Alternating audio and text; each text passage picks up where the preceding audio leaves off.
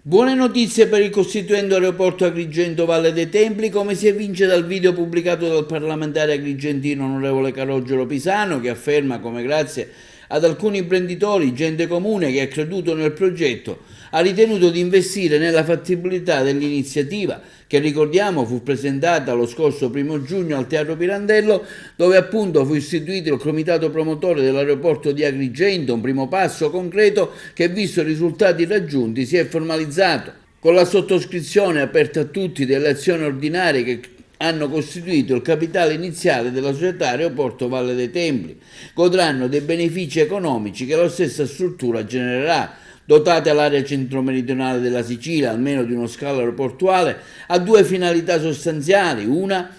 quella di accorciare le distanze per ogni esigenza di salute, turismo, studio, lavoro e altro destinare alle imprese le medesime opportunità del resto d'Italia, come fu nell'intento della lettera fatta dai promotori del costituendo comitato per l'aeroporto di Agrigento.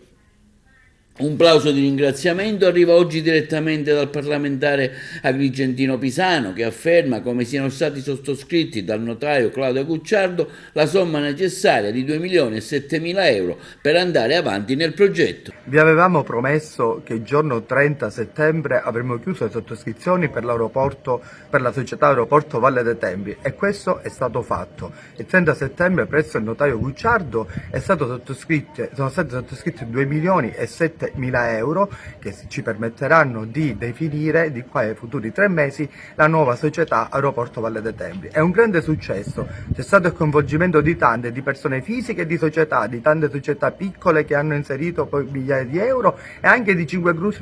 grossi gruppi imprenditoriali che hanno sposato in pieno questo progetto, come la famiglia Mirabile, Milia, Sodano,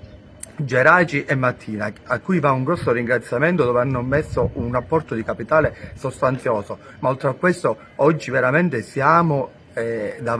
abbiamo raggiunto l'obiettivo e siamo veramente davanti a un grande successo che si prospetta di quei futuri mesi. Allora, cosa vi dico, cari amici miei agrigentini? Che oggi veramente, se una cosa si vuole fare in questo territorio, basta crederci, e noi ci abbiamo creduto. Ora abbiamo bisogno del vostro aiuto, l'aiuto di tanti cittadini, di tanti sostenitori che in questo percorso ci devono stare accanto, perché questa infrastruttura che verrà, speriamo, verrà fatta il più breve tempo possibile.